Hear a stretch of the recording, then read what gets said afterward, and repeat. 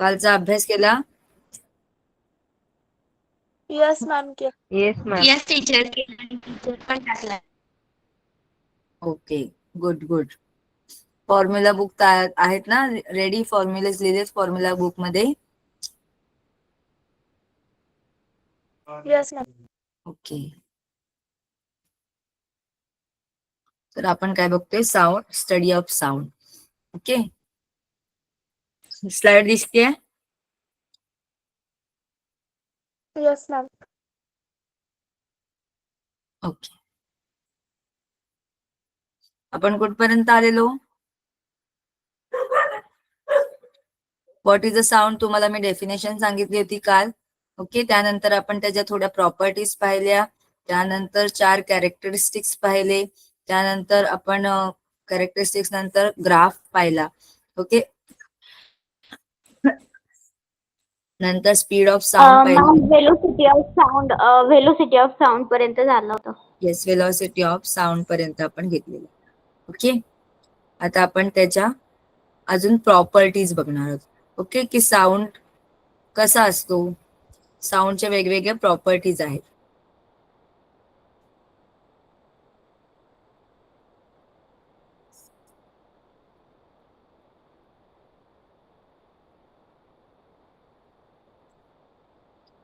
आता आपण जेव्हा साऊंड, वेगवेगळ्या प्रकारचे साऊंड ऐकतो बरोबर, तर वेगवेगळ्या प्रकारच्या साऊंडला काय काय बोलतात तर लक्ष द्या. फर्स्ट काय आहे? पीच. ओके, फर्स्ट प्रॉपर्टी काय आहे? पीच. पीच म्हणजे काय? तुमचा आवाज, हायनेस किंवा lowness of sound determine by its frequency. तुमची फ्रिक्वेन्सी, तुमच्या आवाजाची फ्रिक्वेन्सी किती आहे त्याच्यावर डिपेंड काय आहे तुमचा पीच. म्हणजे तुम्ही जेव्हा एखादं म्युझिकचं जेव्हा स्टडी करता तेव्हा आपण बोलतो की हाय पिच मध्ये हे म्युझिक आहे किंवा लो पिच मध्ये आवाज आहे, तर त्याची काय असते? फ्रिक्वेन्सी जास्त असते. फ्रिक्वेन्सी जास्त म्हणजे त्याचा पीच काय असणारे? हाय. आणि फ्रिक्वेन्सी कमी म्हणजे त्याची पीच काय असणारे? लो असणारे. ओके, त्यानंतर लाऊडनेस. आता लाऊडनेस म्हणजे काय? तर इंटेन्सिटी किंवा व्हॉल्यूम ऑफ साऊंड, म्हणजे त्याची अँप्लिट्यूड जास्त असणारे. आता इथे लक्ष द्या. ही सपोज तुम्ही वेव्ह काढली. ओके,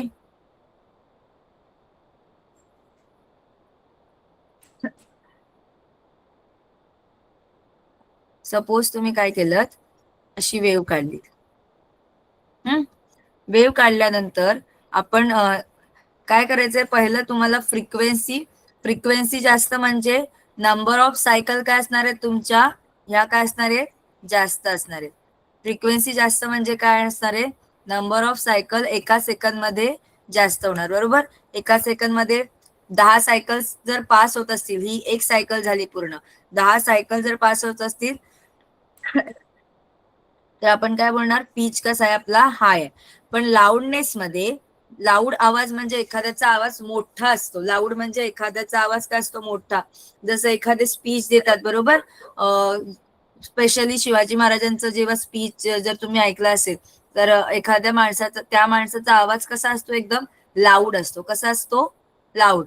मग लाऊड म्हणजे काय? तर त्याची अँप्लिट्यूड जास्त असते. अँप्लिट्यूड म्हणजे काय ना? आवाज आ रही है? Yes ma'am. हाँ अभी ठीक है बीच में चली गई थी. ठीक है मैम. ओके, तर लाऊडनेस म्हणजे काय? तुमचा आवाज किती मोठा आहे बरोबर. म्हणजे जर एखादा तुम्ही स्पीकर बघितला, एखादा स्पीकर जेव्हा मोठ्या आवाजात, स्पेशली मी तुम्हाला सांगितलं की शिवाजी महाराजांचं जेव्हा आपल्याला स्पीच द्यायचं असेल तर आपल्याला आवाज कसा?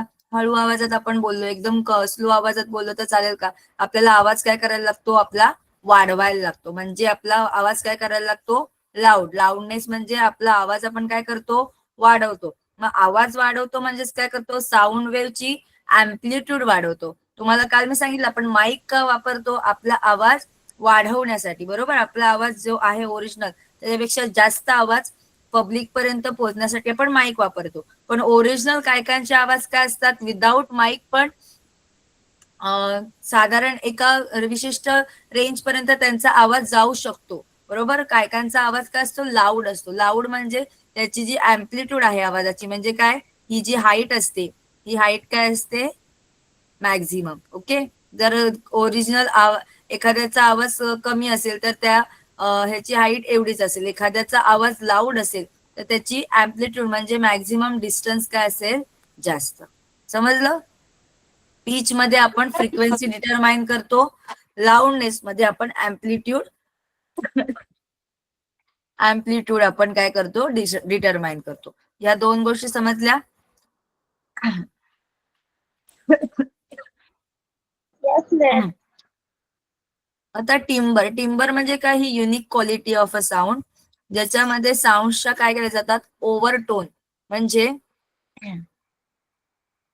एक मिनिट हा.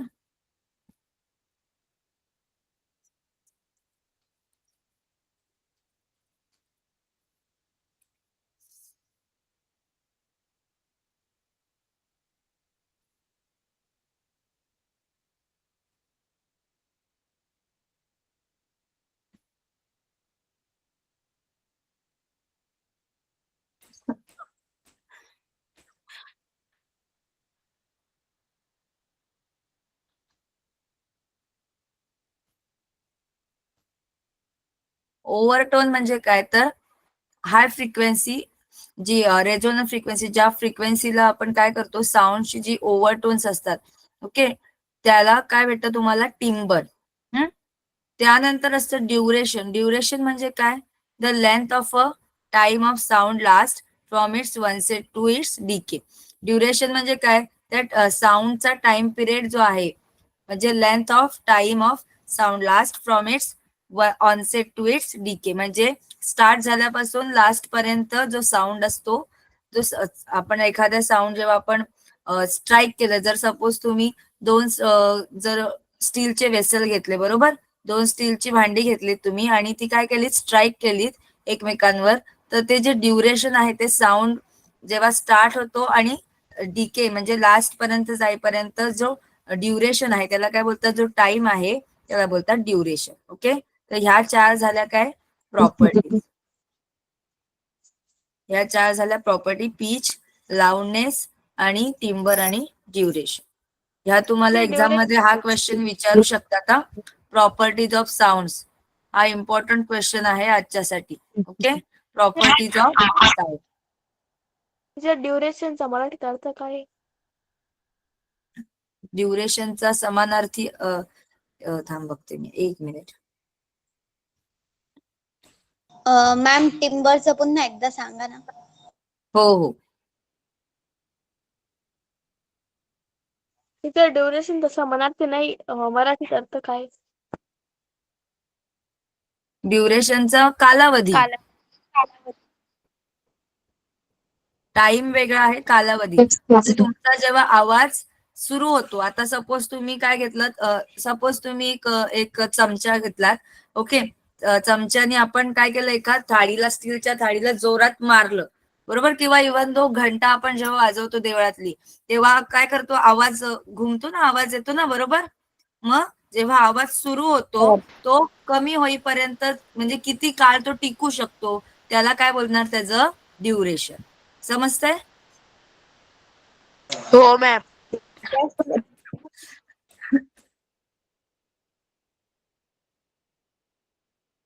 ड्युरेशन समजलं, कालावधी. म्हणजे तुम्हाला तोच साऊंड शाळेमध्ये जेव्हा आपली बेल होते, बरोबर, आपण जोरात देवळातली जेव्हा आपण घंटा वाजवतो, बेल वाजवतो देवळातली, तेव्हा काय होतं, एक विशिष्ट ध्वनी त्याच्यातून बाहेर पडतो, साऊंड बाहेर पडतो आणि तो थोड्या कालावधीसाठी काय होतो, चालू राहतो ना आवाज, बरोबर. मग त्याला बोलतात ड्युरेशन. समजलं की तो आवाज कितीपर्यंत चालू राहिला. समजलं? Yes ma'am.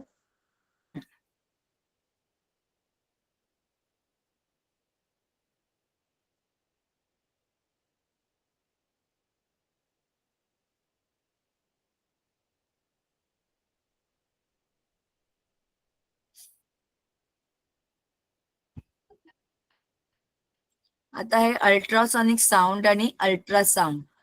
आता आपल्या कानाची, ह्युमन इयरची रेंज तुम्हाला माहितीये किती आहे?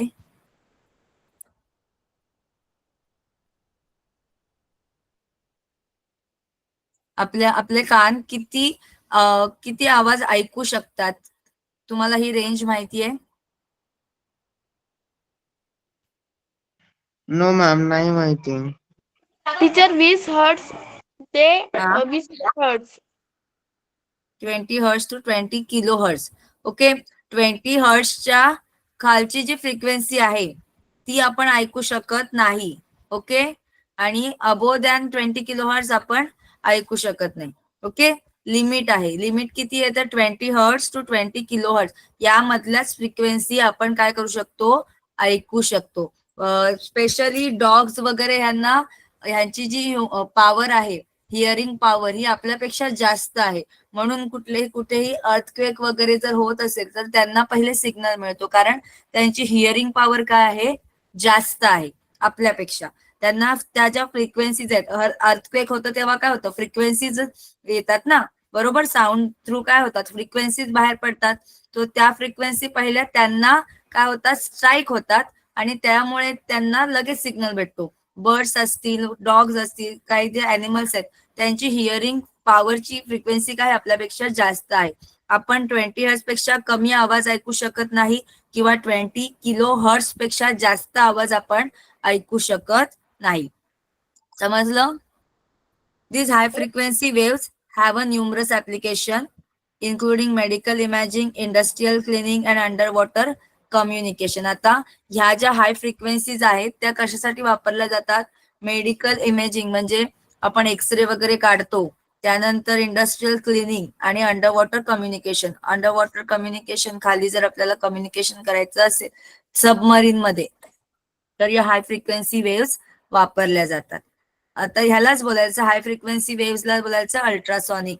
ओके, अल्ट्रासाऊंड कशासाठी वापरलं जातं तर डायग्नॉस्टिक प्रोसिजर. डायग्नॉस्टिक प्रोसिजर म्हणजे आपल्या बॉडीमध्ये आपला एखादा डिसीज जर तुम्हाला आयडेंटिफाय करायचा असेल, ओके, कॅन्सर असेल, ट्युमर असेल, ह्या काही डिसीजेस असतात, ते डिसीज तुम्हाला जर डिटेक्ट करायचे असतील तर आपल्याला हे अल्ट्रासॉनिक साऊंड काय करतात, हेल्प करतात. ओके, इवन दो आपण जे प्रेग्नंट वुमन असतात त्यांचा आपण सोनोग्राफी करतो, त्यासाठी पण अल्ट्रासॉनिक साऊंड काय केला जातो, यूज केला जातो. वेव्ज म्हणजे अल्ट्रासॉनिक साऊंड वेव्ज या काय केल्या जातात, यूज केल्या जातात.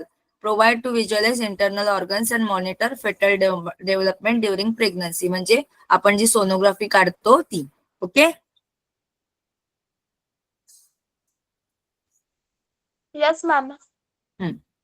आपल्या जर हार्ट मध्ये कुठे ब्लॉकेज असेल किंवा कुठे कॅन्सर झाला असेल किंवा ट्युमर झाला असेल तर ते डिटेक्ट करण्यासाठी अल्ट्रासाऊंड वेव्हचा मदत घेतली जाते. ओके, आता रिफ्लेक्शन ऑफ साऊंड. जसं लाईट रिफ्लेक्ट होते तसं साऊंड पण काय होतो, रिफ्लेक्ट होतो ना, कारण स्ट्राईक झाला म्हणजे एखाद्या सरफेसला आपटून तो आपल्याकडे येतो, बरोबर, म्हणजे तिथे रिफ्लेक्शन पण होणार.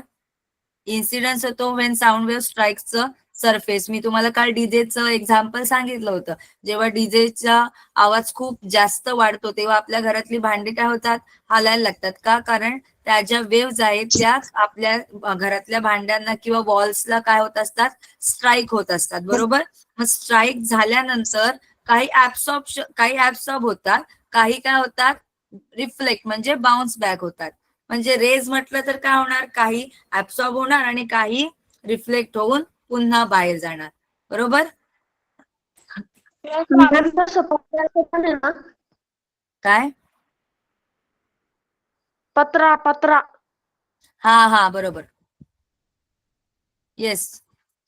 आणि मग हा रूल काय आहे, जेवढा अँगल ऑफ इन्सिडन्स आहे equals to angle of reflection. जेवढ्या अँगलनी तो रे इन्सिडेंट झालाय, ती वेव्ह इन्सिडेंट झाले, तेवढ्याच अँगलनी ती काय होणार आहे, रिफ्लेक्ट होणार आहे. समजलं? Yes ma'am. Yes ma'am. तुम्हाला मी आज क्वेश्चन 1 दिलेला आहे, properties of sound. Okay, properties of sound तुम्हाला आज लिहायचं आहे. त्यानंतर एक क्वेश्चन लिहायचा आहे, रिफ्लेक्शन ऑफ साऊंड, जी इथे डेफिनेशन दिलेली आहे. When a sound wave encounters a surface it undergoes the phenomenon is called reflection of sounds. Okay, आणि ह्या प्रिन्सिपलला हे जे प्रिन्सिपल आहे काय, द अँगल इन्सिडंट होऊन, साऊंड वेव्ह इन्सिडंट होऊन जी रिफ्लेक्ट बॅक होते त्या प्रिन्सिपलला बोलायचं फंडामेंटल, त्या प्रिन्सिपलला किंवा ऍप्लिकेशन आपण यूज करतो त्याला बोलायचं सोनार. ओके, यूज ऑफ सोनार. हे जे आपण अप्लाय करतो रिफ्लेक्शनचं, ते कुठे अप्लाय करतो, सोनार सिस्टीम आणि स्टडी ऑफ इकोज. सोनारचं फुल फॉर्म मला कोण सांगेल का?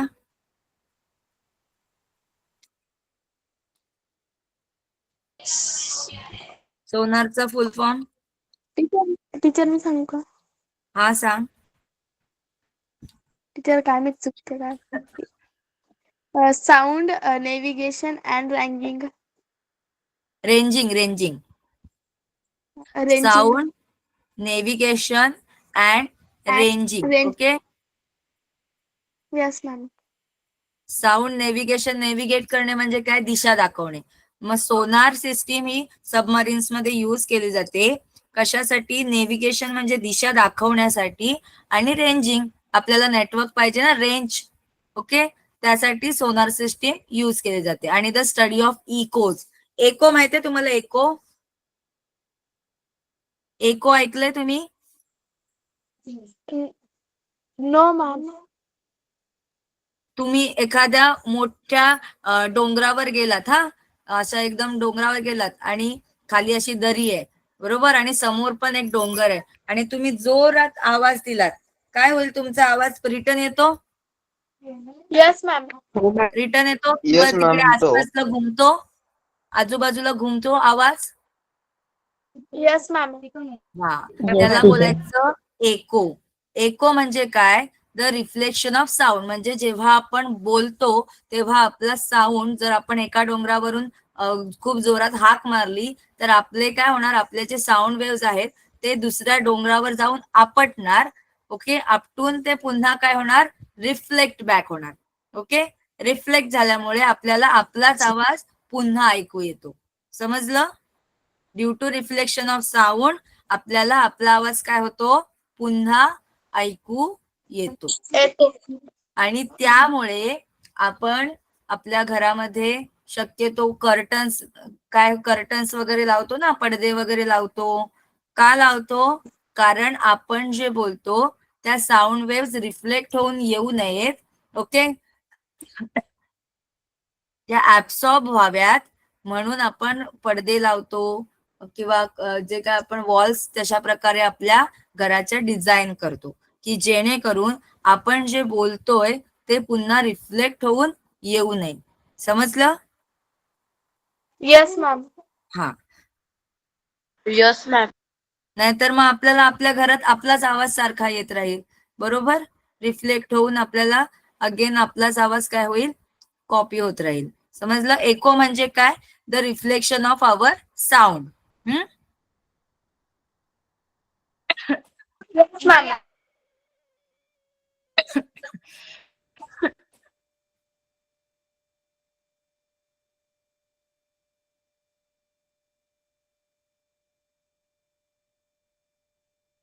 मराठीत एकोला प्रतिध्वनी बोलतात. हा, प्रतिध्वनी म्हणजे ध्वनी आपण जो पाठवतो तो, आणि परत पुन्हा पाठ येतो तो, त्याचा काय असतो, प्रतिध्वनी. ओके, एकोला लक्षात ठेवा, प्रतिध्वनी. Yes ma'am.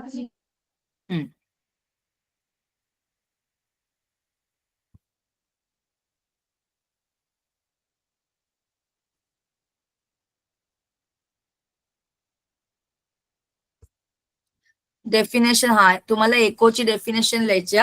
एको कसं प्रोनाउन्सिएशन काय, एको आहे. Okay, echo are the reflection of sound waves of a surface. Okay, formation कसं होतं, तर echoes occur when the reflected sound wave reaches the listeners ears after the original sound. आता एकोचं formation कधी होतं, जेव्हा आपण बोलतो, बरोबर, आणि त्याच्यानंतर ओरिजिनल साऊंडच्या नंतर समोरच्याला ऐकायला जातं, म्हणजे त्यात आपला रिपीट आवाज येतो ना, बरोबर. आपण इथे बोलतोय पण थोड्या टाइम नंतर काय होतं, आपला आवाज रिफ्लेक्ट होतो आणि त्याला ऐकायला जातो. सो ह्याचं ऍप्लिकेशन आपण कुठे वापरतो, लाईक सोनार आणि acoustic analysis of spaces. Okay, मी सांगते अकॉस्टिक काय आहे.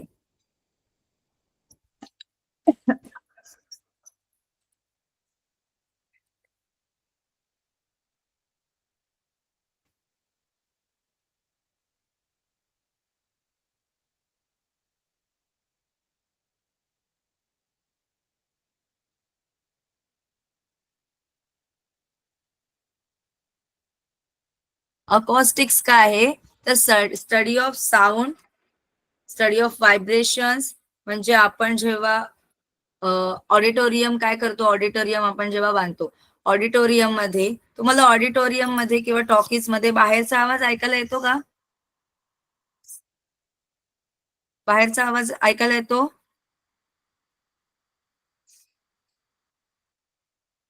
Yes ma'am. आवाज येतोय? टीचर. आवाज येतोय? Yes ma'am. जेव्हा Yes, तुम्ही ma'am. एखाद्या टॉकीज मध्ये किंवा ऑडिटोरियम मध्ये जाता तेव्हा तुम्हाला आतला आवाज बाहेर जात नाही आणि बाहेरचा आवाज आतमध्ये येत नाही. अशा प्रकारे काय केलेलं असतं, साऊंड प्रूफ काय केलेलं असतं, स्ट्रक्चर बनवलेलं असतं, बरोबर, बिल्ड केलेलं असतं. तो जो आपल्याला स्टडी करायचा असतो त्या स्टडीला बोलतात अकॉस्टिक. ओके, काय बोलतात त्या स्टडीला? अकॉस्टिक. अकॉस्टिक म्हणजे आपल्याला साऊंड प्रूफ किंवा अशा प्रकारे एखादी वास्तू आपल्याला किंवा एखादं कन्स्ट्रक्शन आपल्याला करायचे की जेणेकरून तिथे साऊंडचं रिफ्लेक्शन होणार नाही. काय होणार नाही म्हणजेएको, कोणत्याही प्रकारचाएको आपल्याला ऐकू येणार नाही. अशा प्रकारे आपल्याला ते कन्स्ट्रक्ट करायचं असतं, त्याला बोलतात अकॉस्टिक. समजलं? अकॉस्टिक म्हणजे समजलं? हो मॅम. तर आज तुम्हाला ही डेफिनेशन, फक्त डेफिनेशन लिहायची एकोची.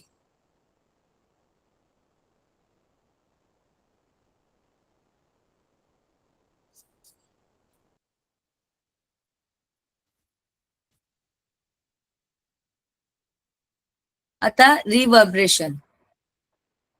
एकोज म्हणजे काय तर तुमचा आवाज काय होतो, पलीकडे जाताना तो उशिरा जातो आवाज, बरोबर, म्हणजे आवाज रिफ्लेक्ट होऊन परत येतो. आता रिव्हर्ब्रेशन म्हणजे काय, साऊंड वेव्स, ही पण साऊंड वेव्स रिफ्लेक्टच होते, पण इथे काय होते, ओव्हरलॅपिंग. ओव्हरलॅपिंग म्हणजे काय,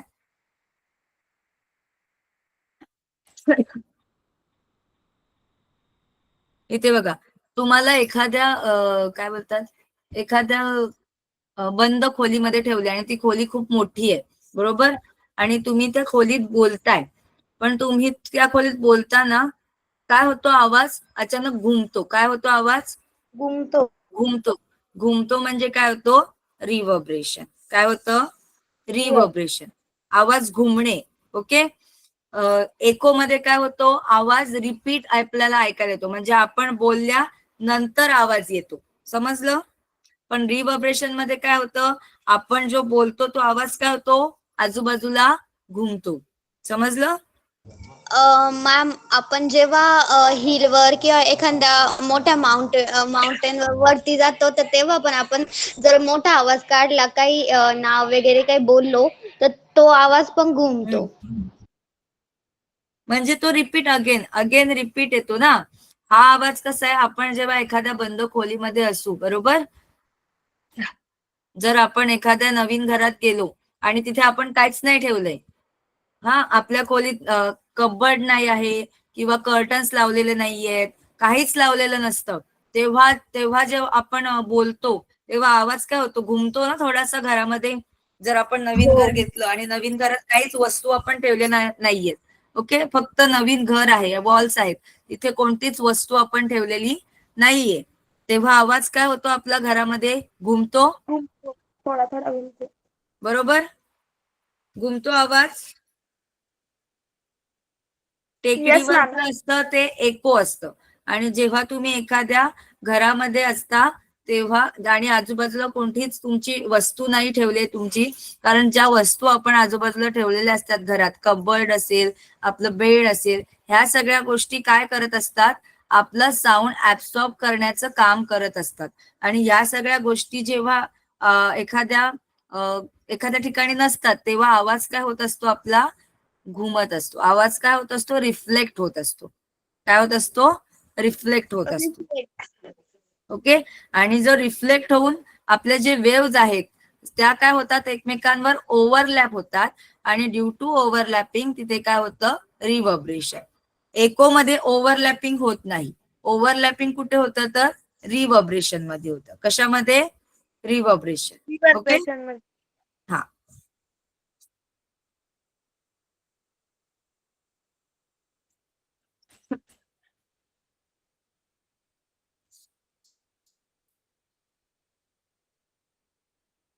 मग असे आपण पाहिलं सोनार अशा प्रकारची सिस्टीम असते. इथे बघा ट्रान्समीटर आणि रिसिव्हर. ट्रान्समीटर म्हणजे जो सिग्नल पाठवतो आणि इथे आहे रिसिव्हर जो सिग्नल काय करतो? रिसीव्ह करतो. Okay.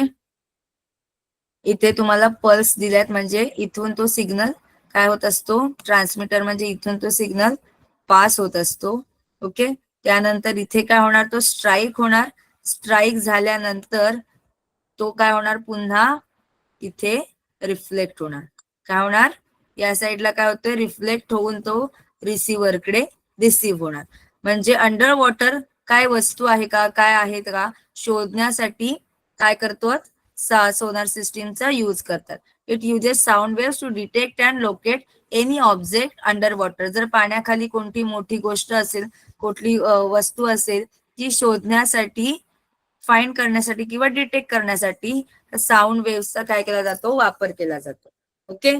It works by transmitting sound pulses and analysing the reflected echoes to determine the distance, direction and properties of submerged object.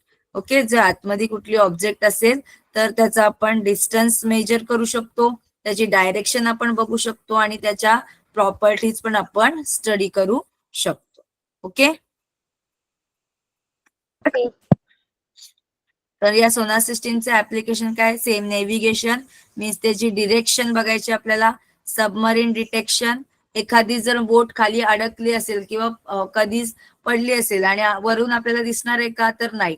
पण एखादी बोट वरून शिपनी ती जर डिटेक्ट केली तर आपल्याला लगेच समजेल की खाली काय आहे? सबमरीन अडकलेली आहे. तर आपण काय करू शकतो? ती प्रोटेक्ट करू शकतो. त्यानंतर sea floor mapping. Sea floor mapping म्हणजे खाली जो समुद्राचा तळ आहे त्याचं आपल्याला मॅपिंग करायचंय की कोणत्या ठिकाणी काय आहे. आपल्याला जर भारतामध्ये बघायचं असेल, भारतातल्या गुजरातच्या ठिकाणी समुद्र आहे, तिथे काय काय काय भेटतं किंवा तिथे तिकडचे रस्ते कुठून कुठे जातात. बरोबर. जर आपण गुजरात मधून स्टार्ट केलं तर आपण केरळला कसे जाऊ शकतो, केरळच्या समुद्र किनाऱ्यावर कसं जाऊ शकतो, केरळवरून स्टार्ट केलं तर आपण मुंबईच्या समुद्र किनाऱ्यावर कसं येऊ शकतो. हे काय सगळं मॅपिंग. सो मॅपिंग करण्यासाठी आपण काय यूज करतो? Sonar system. ओके. सोनार काय सोनार सिस्टीमचं हे काय आहे? Sound, navigation and ranging. Okay. Yes ma'am.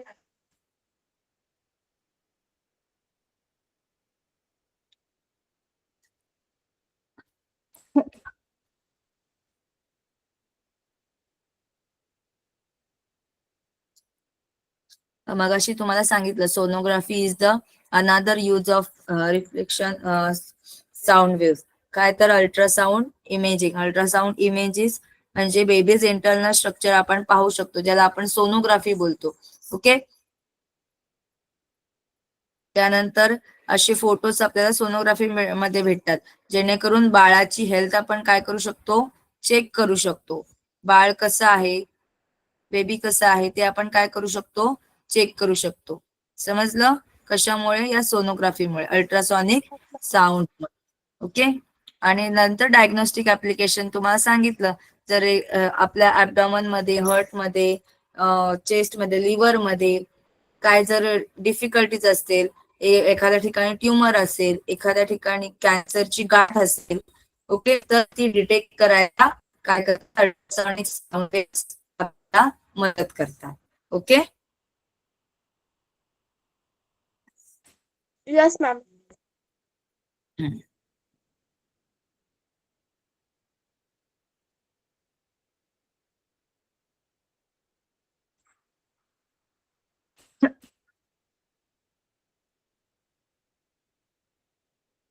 त्यानंतर आहे ह्युमन इयर.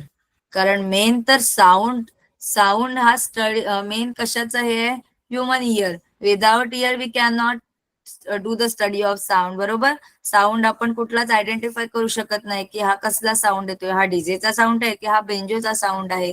कशामुळे आपल्याला कळतं, ह्युमन इयर. सो बेसिकली आपल्याला ह्युमन इयरचा पण अभ्यास करावा लागणार आहे, कारण it is the most important sense organ in आवर बॉडी. ठीक आहे. आपला मोस्ट इम्पॉर्टंट काय आहे, ज्ञानेंद्रिय आहे ना, सेन्स ऑर्गन आहे. सो आपल्याला त्याचा पण स्टडी करावा लागणार. ओके. आता तुम्हाला आज काय करायचं आहे, फर्स्ट मी सांगितलं तुम्हाला properties of sound. Okay. Question number 1 properties of sound. नंतर question number 2 what is echo. एकोची डेफिनेशन लिहायची फक्त तुम्हाला. आणि क्वेश्चन नंबर 3 तुम्हाला ह्युमन इयरची डायग्राम काढून त्याची माहिती द्यायची आहे, कारण हा प्रश्न येऊ शकतो. ओके. हा प्रश्न विचारू शकतात. At least you have to draw human ear, असा पण क्वेश्चन येऊ शकतो. Draw and label human ear. Okay. Ma'am पहिला प्रश्न काय सांगितला होता? प्रॉपर्टीज ऑफ साऊंड ज्या आपण बघितल्या, पीच, लाऊडनेस, टिम्बर आणि ड्युरेशन, ह्या 4 प्रॉपर्टीज आपण ज्या बघितल्या साऊंडच्या, त्या 4 प्रॉपर्टीज लिहायच्या आहेत. सेकंड क्वेश्चन एकोचा लिहायचा आहे आणि थर्ड क्वेश्चन ह्युमन इयरची डायग्राम काढायची आहे तुम्हाला आणि त्याची इन्फॉर्मेशन लिहायची. ओके. आता हे ह्युमन इयर जो आहे आपला, तो 3 पार्ट्स मध्ये डिव्हाइड केला जातो. It consist of 3 main parts, outer ear, middle ear आणि इनर इयर. ओके. सगळ्यांचे स्ट्रक्चर्स वेगवेगळे आहेत. तुम्हाला मोठं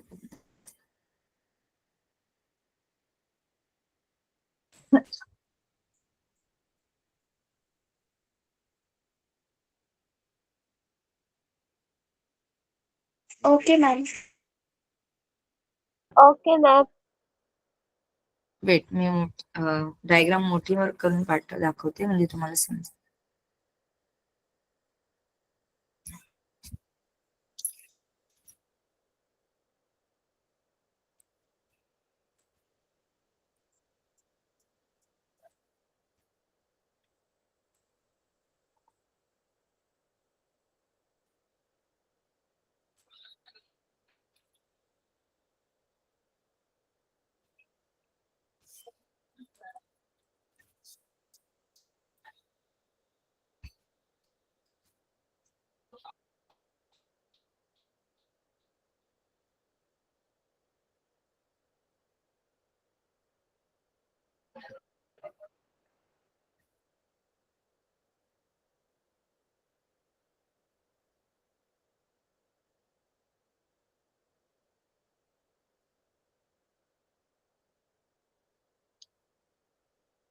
दिसतंय आता?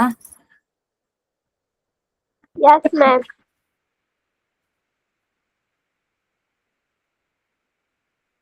सो हा जो भाग आहे तो काय आहे, आउटर पार्ट. बरोबर. आपल्या सगळ्यांना तो दिसतो. आतले हे जे मिडल आणि इनर आपल्याला नॉर्मली दिसत नाही, ते आपल्याला पाहावे लागतात. जो बाहेरचा हा आपला असतो, कानाची पाळी आपण बोलतो, पातळ भाग जो असतो बाहेरचा, आउटर इयर, इट्स कॉल्ड पिना. ओके. Outer year. त्यानंतर हळूहळू आतमध्ये गेल्यानंतर हा जो आहे मिडल इयर. मिडल इयर हा पार्ट काय आहे, मिडल इयर. ओके. त्यानंतर इथे असतात इयर ड्रम. जेव्हा एखादा डीजे वगैरे वाजतो तेव्हा आपल्याला आतमध्ये थोडस होतं, स्ट्राईक होतं. इथे थोडस स्ट्राईक व्हायला लागतं ना, दुखतं. बरोबर. कशाला स्ट्राईक होतं, ते इयर ड्रमला स्ट्राईक होतं. इयर ड्रमला स्ट्राईक झाल्यामुळे आपल्याला काय होतं, ते थोडस इचिंग व्हायला स्टार्ट होते. त्यानंतर आतमध्ये काय, टिम्पॅनिक कॅव्हिटी. बरोबर. आतमध्ये होल आहे ना, आपण जेव्हा हात घालून बघतो किंवा आपण टूथपिक नाही, आपण जेव्हा बर्ड्स यूज करतो आपलं इयर काय करायला, क्लीन करायला, तेव्हा आतमध्ये काय असते, थोडीशी कॅव्हिटी असते. कॅव्हिटीमुळेच आपला बर्ड आतमध्ये जातो. बरोबर. तर ती काय आहे, टाइम्पॅनिक कॅव्हिटी. आणि त्यालाच काय नंतर इथे काय आहे, ऑडिटोरी कॅनल. ओके. तो जो भाग आहे त्याला बोलतात ऑडिटोरी कॅनल, म्हणजे जिथून आपला आवाज काय होतो, आतमध्ये जातो, म्हणून ऑडिटरी कॅनल नाव दिलंय. त्यानंतर इथे चेन ऑफ 3 बोन्स. आपल्या हाताला बोन्स लागतात ना, कानाला, बरोबर, कानाला बोन्स असतात इथे, ती काय आहे, चेन ऑफ 3 बोन्स. आणि नंतर आतमध्ये इनरच्या इथे इथे काय आहे, मिडल मध्ये स्टेप्स आहेत, हे जे दिलेले आहे त्याला बोलतात स्टेप्स. नंतर इथे आतमध्ये आपण ह्या गोष्टी आपल्याला काय नेकेड आईजने दिसणार नाहीत. अनेकेड आईजने आपल्याला फक्त बाहेरचा पिना दिसतो. इयर ड्रम जास्तीत जास्त आपण बघू शकतो. त्यानंतर आतमधलं हे मिडल अजून आपण पाहू शकत नाही. आतमध्ये काय आहे, सेमी सर्क्युलर कॅनल आहे. ओके, त्यानंतर अजून आतमध्ये गेल्यानंतर कोलिया हे इनर इयर मध्ये, आणि लास्टला जी मेन जी आहे आपल्या कानाची ट्यूब, युस्टॅचियन किंवा युस्टॅशियन ट्यूब, जी आपल्या कुठे मानेला नंतर जॉईंट केली जाते किंवा आतमध्ये जॉईंट होते, ती काय आहे, युस्टॅचियन ट्यूब. ओके, हा आहे तुमचं कानाचं स्ट्रक्चर.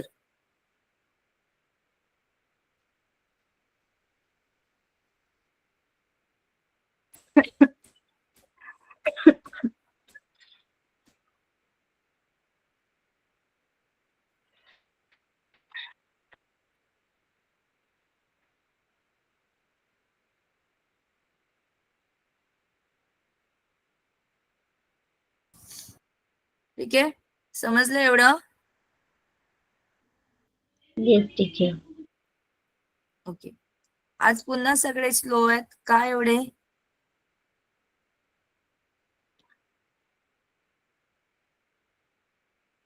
आज मला आन्सर येत नाहीयेत खूप जास्त.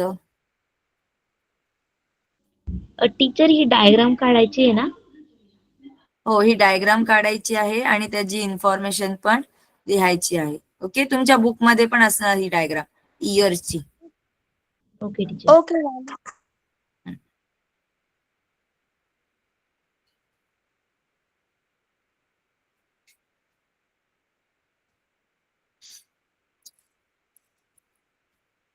So basically study of sound काय आहे?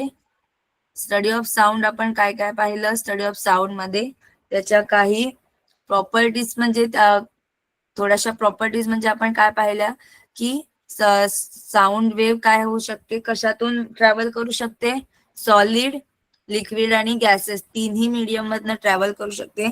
सगळ्यात फास्ट कशातून ट्रॅव्हल होते? सॉलिड.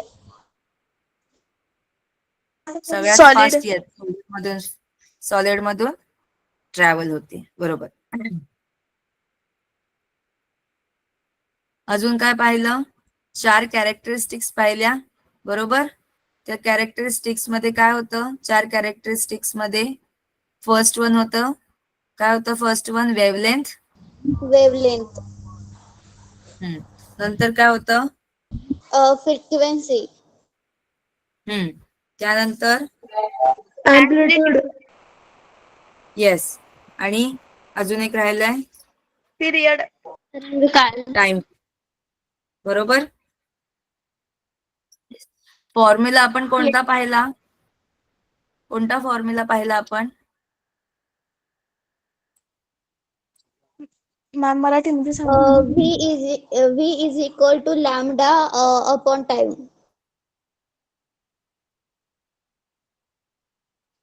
येस, वेग बरोबर तरंग लांबी भागिले तरंग काल. हा, बरोबर. 4 वैशिष्ट्ये आपण बघितली ना, ध्वनी लहरीची वैशिष्ट्ये: तरंग लांबी, वारंवारता, मोठेपणा आणि कालावधी. बरोबर, समजलं? तरंग लांबी म्हणजे वेव्हलेंथ, वारंवारता म्हणजे फ्रिक्वेन्सी, मोठेपणा म्हणजे अँप्लिट्यूड आणि कालावधी म्हणजे टाइम पिरियड. कालावधीला आपण ड्युरेशन हा पण वर्ड यूज केलाय आणि त्यालाच आपण टाइम पिरियड पण यूज केलाय. ओके, लक्षात ठेवा.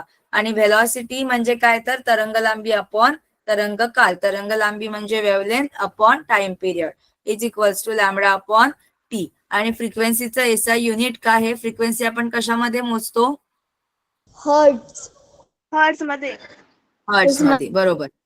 येस, हर्ट्ज मध्ये मोजतो.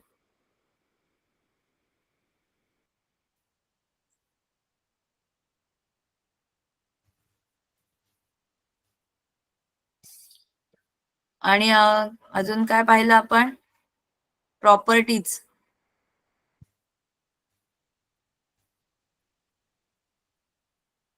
एकच फॉर्म्युला आपल्याला भेटलाय हा. नंतर व्हेलॉसिटी ऑफ साऊंड पाहिलं बरोबर. स्पीड ऑफ साऊंड पाहिलं. स्पीड ऑफ साऊंड कशावर डिपेंड आहे, तर फर्स्ट वन मीडियम वर डिपेंड आहे. तुम्हाला असं विचारू शकतात की कोणत्या कोणत्या गोष्टीवर व्हेलॉसिटी ऑफ साऊंड डिपेंड आहे, तर फर्स्ट वन तर मीडियम, कोणतं मीडियम तुम्ही वापरताय बरोबर. सेकंड वन टेम्परेचर, किती टेम्परेचर ठेवताय. त्यानंतर डेन्सिटी किती आहे, एखाद्या मीडियमची डेन्सिटी किती आहे, आणि त्या मीडियम मध्ये मॉलिक्युलर वेट किती आहे बरोबर. 4 गोष्टी आहेत ज्यावर तुमचा स्पीड ऑफ साऊंड काय आहे, डिपेंड आहे. कोणता, तर फर्स्ट वन मीडियम, त्यानंतर टेम्परेचर, त्यानंतर डेन्सिटी आणि त्यानंतर मॉलिक्युलर वेट. या 4 गोष्टी आहेत ज्याच्यावर स्पीड ऑफ साऊंड और व्हेलॉसिटी ऑफ साऊंड काय आहे, डिपेंड आहे. ओके. Okay ma'am. हा,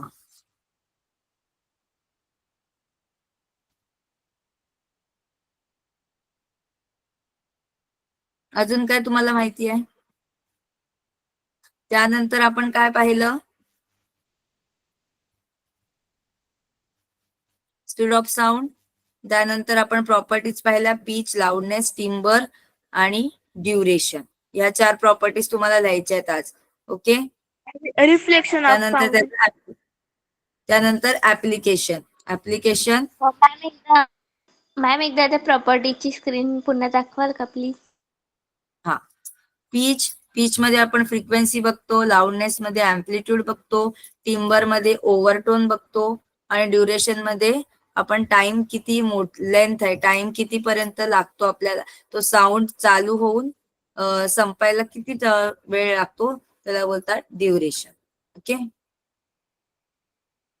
त्यानंतर आपण त्याचे 2 ऍप्लिकेशन बघितले.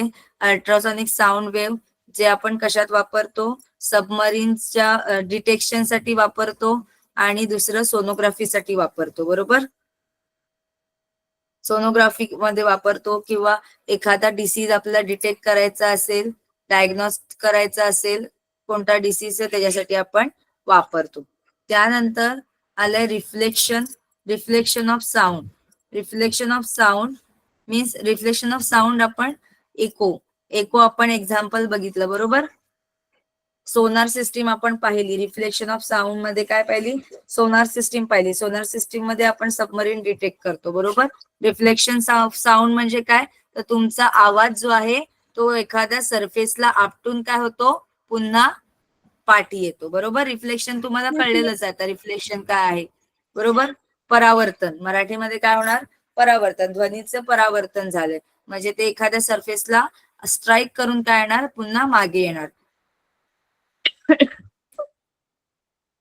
ओके.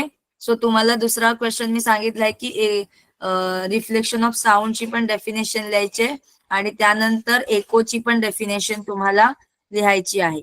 ओके.